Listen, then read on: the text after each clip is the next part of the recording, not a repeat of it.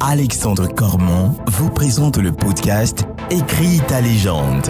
Le podcast qui vous permet de libérer votre puissance intérieure, vaincre vos fausses croyances et atteindre tous vos objectifs.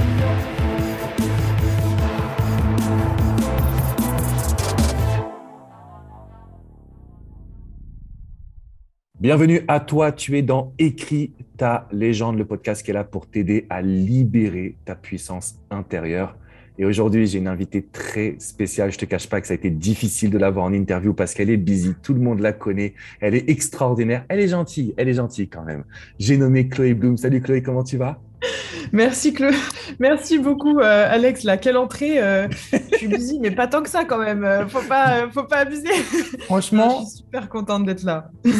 Certains ministres français que j'ai entendu. Oh là là. Je me dis, mais qu'est-ce qui se passe? Mais non, plus sérieusement, ça me fait tellement plaisir que tu sois là.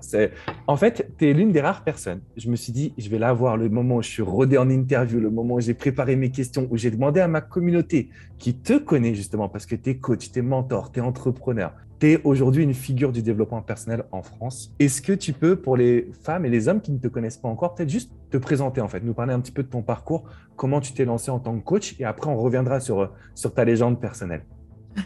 Ça marche, merci.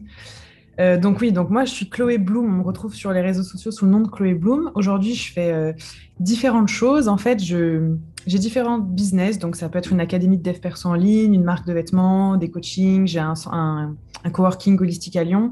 En fait, tous ces business viennent soutenir une seule et même mission qui est qu'on va redonner du pouvoir à ceux qui veulent transformer leur vie en les aidant à transformer leur monde intérieur. Donc, bien sûr, ça passe par du développement personnel, de l'empouvoirment, de la spiritualité, parfois du business, enfin voilà, des choses comme ça. Et j'ai pas toujours été dans cet univers-là, bien sûr. J'ai été salariée. J'ai fini par faire un burn-out dans le salariat. J'ai envoyé ma démission en plein arrêt maladie. Et puis, j'ai commencé à vouloir vendre, partager des choses que j'avais vraiment dans les tripes qui fonctionnaient pour moi, des choses dans lesquelles je croyais tout simplement. Mm-hmm. Et puis, au bout de 2 ans que je vendais ces programmes en ligne, je me suis dit, ah ouais, en fait, je suis entrepreneur. Voilà, mais j'ai eu du mal à le réaliser au début, pour être très honnête. Et puis, du coup, petit à petit, voilà, mon parcours a changé. Au début, j'étais beaucoup dans tout ce qui était naturopathie. Puis ensuite, voilà, avec le voyage, parce que du coup, je suis devenue nomade. Avec le voyage, les rencontres, l'introspection, je me suis rendu compte que mon truc, c'était beaucoup plus l'univers de l'épanouissement, de l'empouvoirment, du développement personnel, la spiritualité, etc. Et du coup, je me suis vraiment positionnée un peu plus dans ce domaine-là. Mais c'est vrai que je n'ai pas une expertise en particulier, j'ai une mission en particulier plutôt. Je dirais plutôt que c'est ça. C'est un beau mot que tu viens de nous transmettre justement. Avant qu'on revienne sur l'aspect...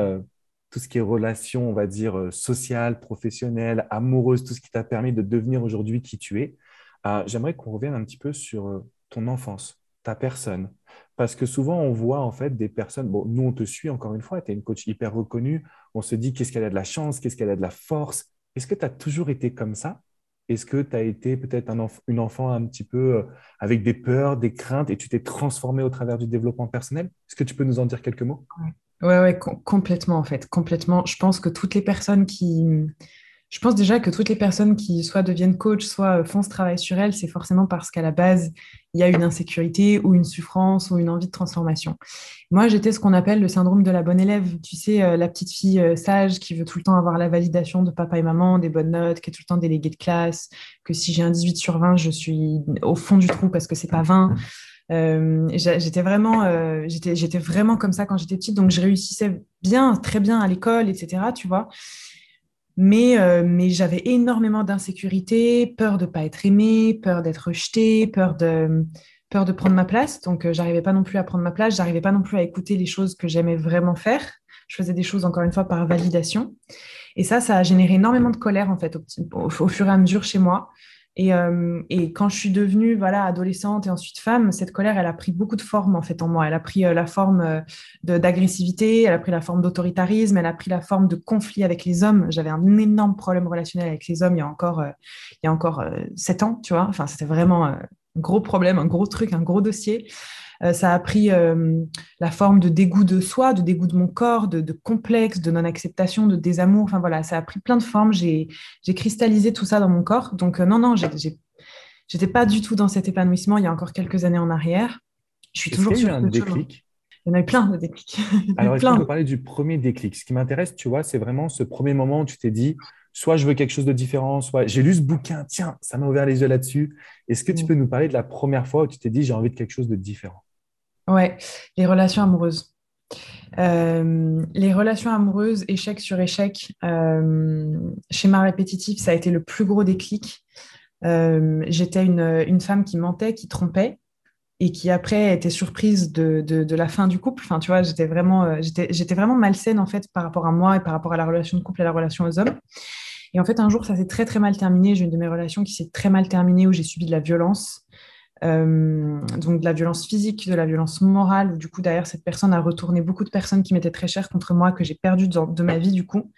Et ce jour-là, ça a été un énorme déclic pour moi parce que je me suis regardée dans le miroir en me disant, en fait, tu vois, toute cette situation, elle est arrivée parce que tu passes ton temps à te mentir à toi-même, à mentir aux autres, à mentir sur qui tu es, à enjoliver ton passé, enjoliver qui tu es, enjoliver ce que tu penses, à porter des masques.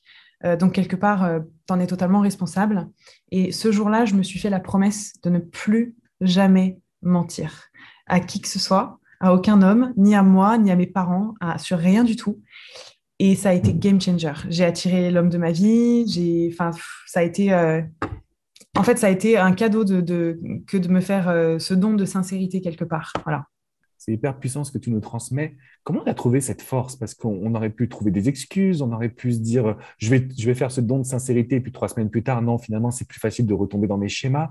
Comment tu as trouvé cette force d'affirmer finalement ce besoin de sincérité au quotidien?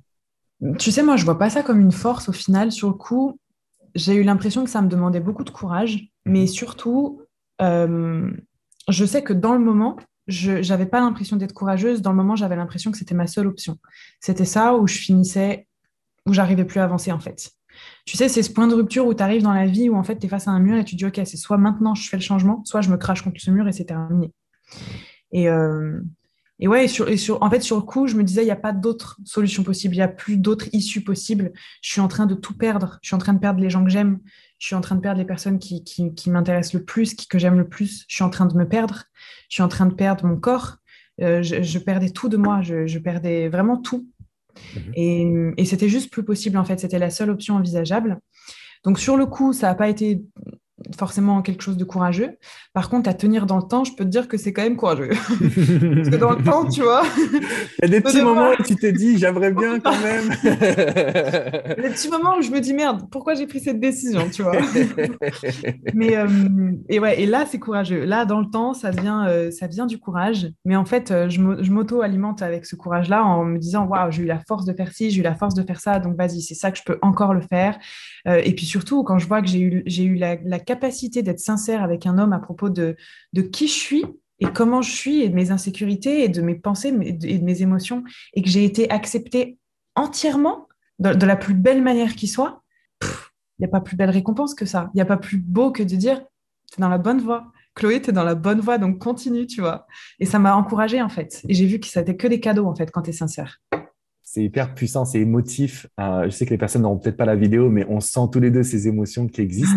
Et je préparais du coup cette interview, j'ai vu un post que tu as réalisé, je crois que c'était juste hier en plus sur Facebook, où tu parles de Chris, de l'acceptation qu'il a eue de toi. Est-ce que tu peux nous en dire un petit peu plus sur comment tu as fait pour trouver le bon? Parce que tu sais, beaucoup de personnes vont me suivre, alors c'est pas l'objet des critères mais je voulais quand même qu'on aborde ça. Comment tu penses que tu as fait pour réussir à trouver le bon, à être qui tu es aujourd'hui et à construire avec lui quelque chose de beau et de grand, tous les deux? Ouais. Euh, Alors, en fait, on pourrait en parler pendant très longtemps, parce que en fait, quand on s'est rencontrés avec Chris, on était vraiment deux personnalités complètement différentes, deux personnes très différentes, dans des jobs différents, avec des masques différents, avec des histoires différentes. Et aujourd'hui, notre couple est devenu tellement différent, on a tellement, tellement grandi, on s'est reconverti à plein de niveaux professionnels, spirituels, personnels et tout. Et c'est un travail qu'on fait ensemble. Donc, je dirais que comment j'ai trouvé cette personne qui est capable de faire le chemin avec moi et d'être engagée dans ce chemin-là, c'est avant tout en apprenant à être seule.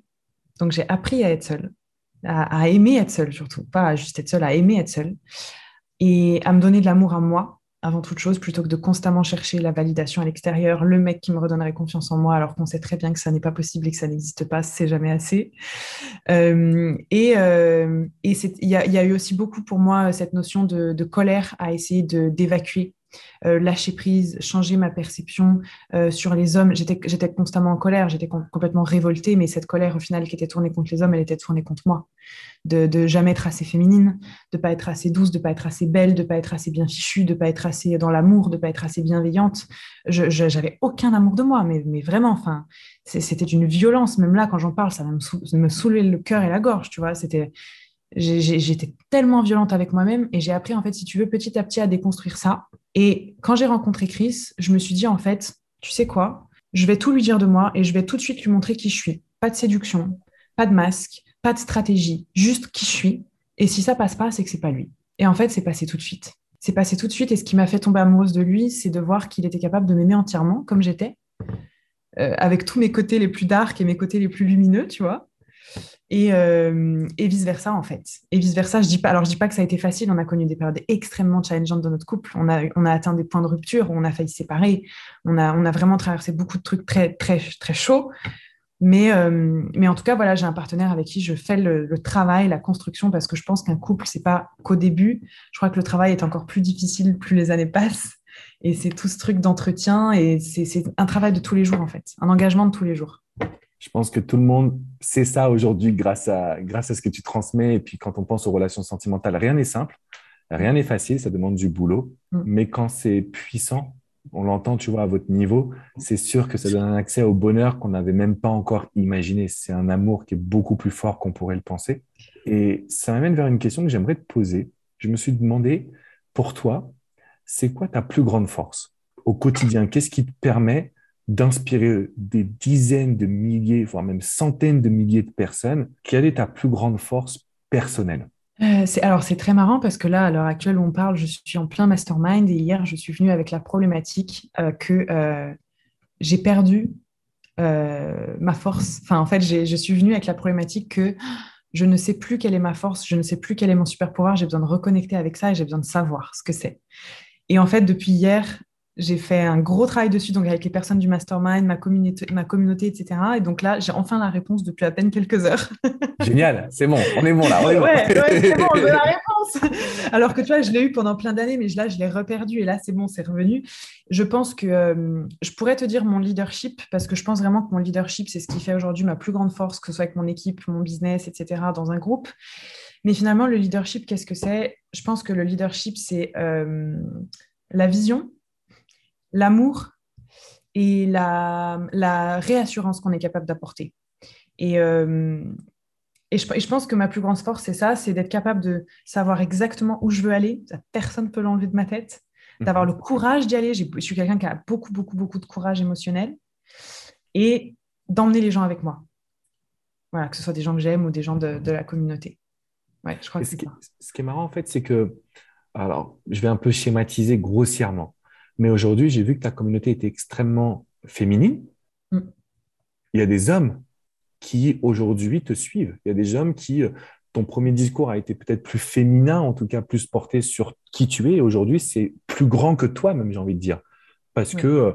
moi-même, je me surprends, entre guillemets, dans le sens où oui, je vais lire tes posts, je vais m'identifier à ce que tu dis, je vais être représenté à ça. Donc, c'est aujourd'hui quelque chose d'assez puissant, c'est que tu touches toutes les âmes. On peut être un enfant, on peut être un parent, on peut être un homme, on peut être une femme. Et je trouve que c'est une énorme force que tu transmets au quotidien, justement, de croire en ta vision, de savoir où tu veux aller.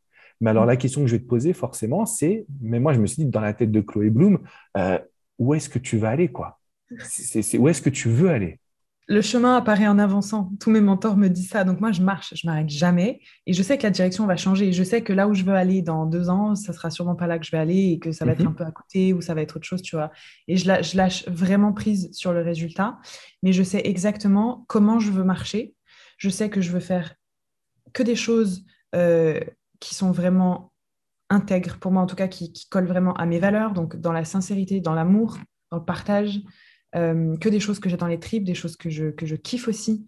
Donc, ça me demande même parfois de prendre des décisions dans mon business, de faire moins de business, moins d'argent, moins de choses importantes, impactantes, tu vois, pour revenir aussi à de la simplicité, de la sincérité, du kiff, etc. Pareil pour le couple, en fait. Si tu veux, je me focalise beaucoup plus sur, OK, où est-ce que j'ai envie d'aller là à court terme, mais je m'arrête jamais, je suis constamment en fait en mouvement, et je sais que j'irai au bon endroit. C'est évident. Et tant qu'on s'écoute, je pense, tant qu'on est très connecté à ce qu'on aime, à nos valeurs, à ce qu'on a dans nos tripes, à notre confiance, à notre intuition, je pense qu'on va vraiment au bon endroit. Ça veut dire que je vais te challenger un petit peu, si tu me le Vas-y. permets. Ouais. Moi, tu vois, depuis le début, je dis, je veux être le Tony Robbins de l'amour. Mon but, c'est de faire des conférences partout dans le monde. Et j'ai cette vision en tête et je sais que je vais y arriver aussi. Tu vois, grâce à la force que tu nous transmets, on a un petit peu la même énergie. On sait que quand on est en mouvement vers ce qu'on aime, c'est quelque chose d'important. Est-ce que, tu vois, ça fait 15 ans que je répète cette phrase, presque 15 ans maintenant. Est-ce que toi, tu as une phrase comme ça? Est-ce que tu veux être la Oprah Winfrey? Est-ce que tu veux être X ou Y? Ou est-ce qu'il y a une situation, une image qui te vient en tête ou pas? Du tout. Carrément. Alors moi, il y a 1 an et demi, je disais, je voulais être le Tony Robbins au féminin en francophonie. D'accord, ok, Tu je vois, on n'a vois. pas matché pour Bon, rien. il me copie beaucoup, je sais, c'est pas grave, les amis. J'avoue. Oh, c'est Je hyper t'a- puissant. Maintenant, Vraiment, je t'avoue que ça a beaucoup changé.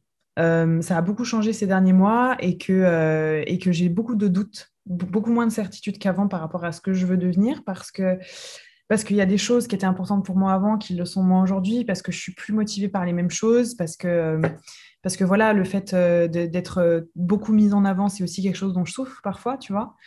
Donc, je suis plus tout à fait sûre que c'est là où j'ai envie d'aller. Par contre, je sais exactement que j'ai envie d'impacter énormément de gens. J'ai envie que les gens apprennent ce qu'on devrait apprendre à l'école depuis qu'on est tout petit. Tout simplement, en fait. On devrait savoir comment communiquer avec le sexe opposé ou même avec notre propre sexe. On devrait apprendre à comment aimer, juste comment s'aimer. On devrait apprendre à nommer nos émotions. On devrait apprendre à méditer. Enfin, tout ça, on ne l'apprend pas depuis tout petit. Et moi, je sais pourquoi je suis là quelque part. Et c'est vraiment ce truc qui m'anime. C'est je veux avoir cet impact-là de pouvoir vraiment remettre les gens au pouvoir de leur vie, en fait, leur redonner les rênes parce qu'ils les ont finalement, ils les ont. Donc, c'est vraiment ce truc-là. Je ne sais pas exactement quelle forme ça prendra. Je ne sais pas si je ferai de la scène un jour. Je sais que je vais écrire des livres, j'en suis convaincue, enfin, c'est une évidence. Je pense que je ferai des scènes aussi parce que j'aime bien le contact humain et tout. Maintenant, je pense que j'ai plus trop envie de me fixer un objectif de taille de business ou même de notoriété parce que ça, c'est uniquement ma perception, mais moi, ça m'a mis de la pression qu'en fait, sur le long terme, devenait un peu paradoxal avec mon besoin de sérénité et de paix que j'ai aujourd'hui.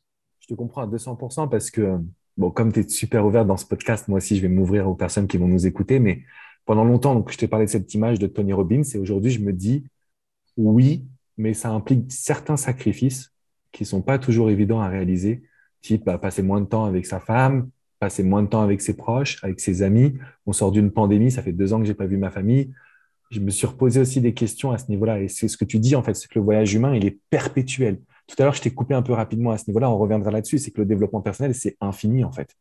Et on peut avoir une image, elle peut changer, elle peut revenir, elle peut partir, mais il faut accepter de pivoter, il faut accepter justement de changer d'une certaine façon. Donc, je comprends parfaitement ce que tu veux transmettre. Par contre, il y a un point qui est essentiel et je pense que là, tu es en train un petit peu de nous arnaquer parce qu'on avait dit qu'on allait faire une scène ensemble. Je sais pas si tu te souviens, on avait dit qu'on allait créer un truc ensemble. Donc, la scène, c'est obligatoire. Je tiens à le préciser parce qu'après, sinon, là, comme il y aura de l'écoute, il y aura des personnes qui vont nous écouter, qui vont dire, OK, Chloé et Alex vont faire une scène. J'ai invité Chloé à un Ok, événement. là, tu m'as engagée contre ma volonté, quoi, en fait. Non, on en avait parlé ensemble. Non, mais je rigole, je rigole. Non, non, Non, mais en plus. plus, la scène, grave, avec grand plaisir. C'est juste qu'avant ça, je vais avoir besoin d'un ou une coach, je pense, parce que j'ai les chocottes. C'est tout. Forcément, c'est Mais avec normal. grand Mais en tout plaisir. cas, on a tellement envie de te voir sur scène. C'est obligatoire. Donc, je suis en train Ça, de c'est l'embêter. Vous voyez chouette de comment on faire peut ça. embêter son coach préféré ou pas? Du coup, je continue, Chloé, avec une question. Parce que là, du coup, ça m'intrigue. Est-ce que tes parents, ils ont été OK quand tu t'es lancé en tant que coach? Est-ce que tes proches ont été OK? Est-ce que tu as eu du soutien? Ou est-ce que tu as entendu tu vas te planter? Ni l'un ni l'autre, en fait, j'ai pas eu de soutien. J'ai pas eu de soutien pendant je dirais, mes 3 premières années d'entrepreneuriat, sachant que là, je suis dans la quatrième. J'ai pas eu de... Enfin, en tout cas, je me suis pas sentie soutenue du tout. Ça a été une grosse souffrance pour moi. Mes parents, en fait, si tu veux, avant, j'avais un poste, j'étais cadre sup dans une boîte. Et voilà, j'ai fait ce burn-out et j'ai tout plaqué alors que j'avais rien derrière en me disant s'il faut que j'aille promener des chiens, travailler au McDo, faire du babysitting, je le ferai. Mais là, c'est ma santé, tu vois, c'est ma santé. Et bon, finalement, voilà, bah, je me suis lancée derrière, ça a cartonné. Mais ça aurait pu ne pas être le cas. Au début, mes parents ne comprenaient pas du tout parce que j'ai commencé en utilisant quand même le canal d'Instagram pour lancer mon business. Et Instagram, a quand même une image hyper superficielle, tu vois, faut le dire. Même encore aujourd'hui, quand quelqu'un qui ne me connaît pas voit juste ma page Instagram, tout le monde se dit, ouais, c'est bon, c'est juste une Instagrammeuse. Enfin voilà, tu vois, il y a quand même une image un peu superficielle d'Instagram. Donc mes parents, c'est vrai qu'il y a eu ce réflexe de mais qu'est-ce qu'elle fait quoi? Mais n'importe quoi. Bon, écoute, on verra. Après, ils me font confiance, ils m'ont toujours fait confiance. Ils savent que de toute façon, quand j'ai une idée en tête, je parviens toujours à mes fins.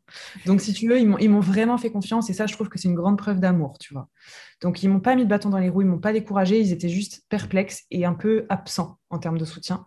Mais ça a été le cas aussi dans mon couple. Au début, mon partenaire était un peu absent, mais parce qu'il comprenait pas en fait ce que je faisais, de quoi je vivais. Et puis quand lui s'est reconverti, c'est devenu complètement différent.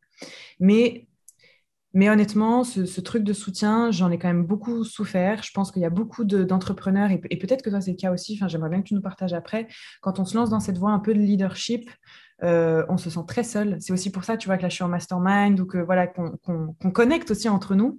Mon coach me dit toujours, leadership is a lonely path. Et c'est tellement vrai, en fait. C'est tellement vrai quand tu choisis une voie dans laquelle tu es là pour aider aussi et l'idée faut bien juste savoir que tu vas être seul et que du coup, il va falloir que tu t'entoures aussi de tes pairs. Voilà, donc j'ai trouvé du soutien ailleurs, mais du coup, c'est génial parce que ça a aussi fait le tri dans ma vie, en fait, de ne pas être soutenue. Ça a fait le tri dans mon cercle amical, dans plein de trucs. Et puis ça m'a fait resserrer des liens avec des personnes absolument magnifiques, tu vois. Donc, gagnante. Puissant. C'est vrai que c'est pas Mm. facile quand on se lance. Moi aussi, j'ai eu très peu de soutien au début. Heureusement, j'ai eu quand même quelques soutiens de potes qui m'ont aidé, accompagné notamment sur l'aspect vidéo. Donc, ça m'a permis de lancer ma chaîne YouTube, d'avoir vraiment, de le faire avec ses potes, ça change quand même beaucoup de choses aussi. Donc, j'ai eu très peu de soutien, mais j'ai eu les bons soutiens. Et après, au fur et à mesure, j'ai fait l'unanimité quand même. Tout le monde m'a après donné de la force. Donc, je pense qu'il faut d'abord montrer, comme tu dis, c'est vraiment ça l'entrepreneuriat, c'est que tu dois montrer la voie, croire en ta vision. Parce que si tu n'y crois pas, alors là, tu es encore plus foutu. Mais Ouais. l'idée d'avoir vraiment un peu de soutien et de montrer que ça fonctionne, que ça marche, que tu sais pourquoi tu le fais. Après, au bout d'un moment, tu as une espèce de leadership, charisme qui permet de faire en sorte qu'on va te suivre. Et j'adore ce que tu dis. La seule grosse contrainte que moi, je vois en tant qu'entrepreneur, c'est que tu as toujours intérêt à être au top. Tu peux pas avoir un coup de mou, sinon c'est difficile parce que toute ton équipe prend un coup de mou, tous les gens autour de toi prennent un coup de mou. Et moi, je trouve super fort ce que tu fais. D'ailleurs, j'invite tout le monde à aller te rejoindre sur Instagram, sur Facebook, sur YouTube. C'est plus le canal d'Instagram, donc je mettrai les liens. Mais on a l'impression que toi, tu montres ta vulnérabilité à chaque poste. Moi, je vais parler de quelques expériences personnelles. Je le fais de plus en plus. Mais c'est vrai que quand je me suis lancé, je cloisonnais ma vie de coach. Toi, on a l'impression que ta vulnérabilité, c'est aussi ta force d'une certaine façon. Est-ce que tu Ouais. penses que c'est comme ça que tu as pu connecter avec ta communauté en montrant que tu n'as pas des faiblesses, mais que tu as des parties de toi avec des doutes, des hésitations? 100%. Je sais que c'est ça. Je sais que c'est ça qui aujourd'hui fait aussi la différence. Ça dérange beaucoup de gens, mais du coup, ces gens-là ne me suivent pas ou ont arrêté de me suivre. Ceux qui me suivent, c'est aussi pour ça, c'est parce qu'en leur parlant de moi, je leur parle un peu d'eux, en fait. Parce qu'en tant qu'être humain, on a tous des insécurités, des ombres, des parts qu'on a envie de cacher, de mettre un peu sous l'eau, tu sais, comme un ballon de plage, mais ça remonte toujours, tu vois. On a tous ces trucs-là, et en fait, très peu de gens le disent, alors que tu sais, who gives a fuck en fait. Mhm. Tout le monde a des trucs, tout le monde a des trucs moins jolis ou plus douloureux, des doutes et des peurs. Et je pense qu'on a besoin justement de cette sincérité, de cette authenticité, de cette vulnérabilité pour connecter très profondément les uns les autres. Donc moi, je sais que c'est vraiment ça qui a vraiment lié des liens profonds avec ma communauté, c'est qu'en fait, cette vulnérabilité que j'ai me permet de les connaître parfaitement. Je connais parfaitement les personnalités qui composent ma communauté et je sais qu'en leur parlant de certains aspects de moi, je vais leur parler d'eux, en fait, tout simplement. Et je pense que ça, c'est une force, c'est que même si j'arrive pas à les connaître tous les uns des autres individuellement, sinon ça prendrait vraiment un temps fou, j'arrive vraiment à connaître, tu vois, leurs doutes, leurs peurs, leurs insécurités, puisque je les partage. Puisque je les partage. Donc, je me dis à chaque fois que je peux partager un moment de vulnérabilité, de doute, ça permet de faire miroir à quelqu'un en face qui se dit, ah, OK, et donc le chemin de pensée de Chloé dans cette situation, c'est ça. OK, je me sens pas seule, je suis moins seule. Ben, elle aussi, elle a ça. Très bien. Voilà ce qu'elle fait, voilà comment elle rebondit. Et du coup, les gens appliquent, en fait. On a besoin de miroir pour avancer. Et oui, comme tu dis, en effet, ça impacte l'équipe, ça impacte la communauté. Quand on vibre super bas, quand on est hyper stressé et tout, moi, je le vois bien. Ben, direct, mes insécurités, je les transpose sur mon équipe, tu vois, alors que l'équipe Bloom, c'est l'équipe, la meilleure équipe du monde, tu vois. Après Mais je l'équipe sais comment? que... Calme-toi, on peut faire un battle. On verra à notre scène qui c'est qui a le plus de pancartes et qui crie plus fort. Allez, on fait ça. Mais ouais, ça les impacte forcément. Et du coup, c'est là où prend tout le sens du leadership, c'est de se dire, OK, comment est-ce que je peux être vulnérable, mais que je ne transpose pas mes insécurités sur l'équipe pour qu'elle continue d'avoir foi en notre mission, en elle, en ce qu'elles font. Donc ça, c'est pareil, c'est un job de tous les jours. Je vais te poser une question challengeante. Tu n'es pas obligé d'y répondre, mais c'est la question qui me vient en tête. Tu n'as pas peur d'en faire d'avoir plein de Chloé Bloom à répétition, en fait? C'est-à-dire que les Un petit personnes peu. s'identifient tellement à toi qu'elles veulent être toi et plus elles-mêmes d'une certaine façon. Comment tu trouves ce juste milieu?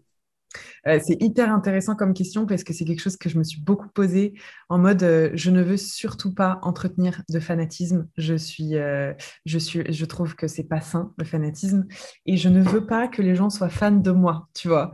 Mhm. Et en fait, c'est aussi pour ça en fait que je me rends vulnérable. C'est pour que tout le monde voit que non, bah en fait moi je vais aux toilettes comme tout le monde, je suis malade comme tout le monde, j'ai des doutes comme tout le monde, je m'engueule avec mon mec comme tout le monde pour juste que les gens voient que je suis une humaine et que si moi je fais des trucs qui sont chouettes, c'est possible pour tout le monde. Donc j'essaie vraiment d'entretenir cette relation d'égal à égal. Je pense qu'on peut être une figure d'inspiration et être très accessible et c'est exactement ton cas. Enfin, typiquement, toi, tu incarnes parfaitement ça, où tu inspires des centaines de milliers de personnes, mais tu es Alex, c'est notre pote avec qui on va boire un café et qui nous donne des conseils sur la relation amoureuse, tu vois. Mais c'est énorme et c'est exactement moi un peu les messages que je reçois aussi en fait, t'es notre copine, tu vois. Et quand on écoute tes podcasts, ben, on a l'impression, voilà, d'avoir une pote, on te connaît et c'est d'égal à égal. Et j'encourage et je répète très souvent dans mes messages de toute façon de cultiver notre individualité, de pas essayer de me ressembler et de vivre les choses qui viennent pour elle normalement et surtout que c'est OK de pas être d'accord avec moi. Excellent. J'adore cette fin parce que c'est vrai. Je l'ai intégré, ça, de dire, OK, c'est OK, je ne détiens pas toute la vérité. On a finalement chacun le droit de penser différemment. Ce qui est Mm. important, c'est d'être heureux, c'est d'être épanoui. Exactement. J'aimerais qu'on vienne sur ta vision, mais juste avant, j'ai une dernière question, je la pose dans tous les podcasts. C'est la question la plus complexe, difficile ou chiante. C'est, est-ce que tu as des regrets aujourd'hui? Est-ce qu'il y a des regrets dans ta vie où, tu vois, quand tu y penses, ça te tire un peu vers le bas? Ou comment tu gères les regrets? J'ai fait un gros travail sur les regrets, donc je pense que le seul regret que j'ai, il n'est pas du tout dans mon aspect entreprise, entrepreneuriat. Je pense que le seul regret sur lequel je travaille encore, c'est de ne pas m'être donné plus d'amour que ça quand j'étais plus jeune, de ne pas m'être respectée même dans mes relations amoureuses, dans mes relations sexuelles, dans mes relations amicales. C'est ce truc-là où je ne suis pas encore en paix avec ça, tu vois. Je ne suis pas encore en paix avec la manière dont je me suis manqué de respect. Et je travaille dessus. Et je travaille encore dessus pour accepter ça. Est-ce que tu crois que c'est important de garder ça? C'est-à-dire de se dire, en fait, je veux avoir des regrets pour toujours être en perpétuelle évolution et pas être dans une zone de complaisance. Non, parce que, alors, c'est uniquement mon point de vue et je sais qu'il Ah, y a plein de mais c'est personnes super important, c'est pour ça que je te pose ouais, la question, hein. qui penseront différemment de moi. Moi, je pense qu'on n'a pas besoin d'avoir des regrets pour être motivé, pour avancer. Je pense qu'en fait, il y a deux forces qui peuvent nous motiver pour avancer. Il y a soit l'évitement de quelque chose, soit l'adhésion, l'addiction à quelque chose. Et je trouve que justement, quand on est motivé par un regret, c'est qu'en fait, on veut éviter quelque chose. Donc, quelque part, c'est la pénurie qui nous motive. Et je préfère être motivée aujourd'hui par l'abondance et me dire, en fait, je ne regarde pas du tout en arrière, je suis juste motivée par quelque chose de meilleur, de sain, de ce que j'ai envie. Donc non, moi, je ne pense pas du tout qu'il faut forcément des regrets. Je pense qu'au contraire, c'est important d'être en paix avec toutes les versions de Chloé qu'on a été, toutes les versions d'Alex qu'on a été. Et ça prend du temps, ça. C'est clair. Alors justement, aujourd'hui, c'est quoi ta vision dans le sens, qu'est-ce que tu proposes à tes abonnés? Je sais que tu as un membership, c'est-à-dire qu'il y a des personnes Ouais. qui peuvent venir avoir des accès de coaching de groupe avec toi, avec d'autres experts. Je suis intervenu certaines fois à Yes. ton groupe Et c'était également. trop bien. Elles ont J'adore, adoré. j'adore aussi. Franchement, c'est énorme. Est-ce que tu peux nous faire un petit peu, ouais, pour toutes les personnes qui vont être touchées par ton discours, qui ont envie d'aller plus loin, qui peut-être ne te connaissaient pas encore, euh, à quoi on peut s'attendre avec toi? Bien sûr. Alors, je pense que le meilleur moyen de découvrir un peu notre univers avec la Team Bloom, ça serait d'écouter mes podcasts. C'est 100% gratuit, donc faites-vous plaisir. Il y en a pour tout. J'ai même des séries sur le couple. Enfin, il y a vraiment plein de choses. Et pour moi, le podcast qui est hebdomadaire, c'est vraiment l'outil gratuit de transformation le plus puissant que je puisse proposer aujourd'hui. Et les newsletters aussi qu'on envoie chaque semaine qui sont vraiment poussées en termes de prise de conscience, etc. Et ensuite, vraiment pour les personnes qui ont envie d'être accompagnées, d'aller encore plus loin, on a le membership donc, qui s'appelle la Bloom Academy, en effet, où tous les mois, on va aller travailler sur des thèmes en particulier. Tu vois, le mois de décembre, c'est les conflits familiaux. Le mois de janvier, c'est l'énergie Kundalini. Donc voilà, il y a vraiment plein d'aspects différents où les experts comme Alex viennent. Et puis ensuite, on a des coachings, on a des retraites qui vont arriver en présentiel. Là, je fais des soirées aussi d'expansion de conscience en ligne où en fait, je bascule les gens dans des états de conscience modifiés pour aller libérer des traumas, des choses comme ça. Il y a plein de choses. Pour moi, le commencement, c'est le podcast. Génial. On va mettre tous les liens, toutes les informations. On va te suivre à fond en attendant la fameuse scène qui va être un jour en France. Tu as parlé de coaching. Est-ce que c'est toi qui réalises des coachings? Est-ce que tu as des coachs avec toi? Comment ça se passe? Les deux en fait, les deux, mais là, c'est un produit que j'arrête. D'accord, ok. Donc, je ne vais plus proposer, qui se finit là d'ailleurs à la fin de la semaine, que je vais plus proposer pour pouvoir me recentrer sur des choses avec lesquelles je suis plus alignée. Et notamment pouvoir aussi accompagner notamment des coachs, des thérapeutes. Je sens que j'ai envie d'accompagner des leaders pour augmenter leur impact. Donc voilà. Puissant. On va suivre ça de très très près. Chloé, je te remercie beaucoup. Je sais que, encore une fois, j'ai dit tout à l'heure en rigolant, mais je sais que tu es quand même hyper busy, que tu réalises beaucoup de choses. C'est un honneur de t'avoir ici pour ce podcast. C'est un honneur de pouvoir échanger avec toi. Et puis, je sais que tu vas inspirer tellement de personnes.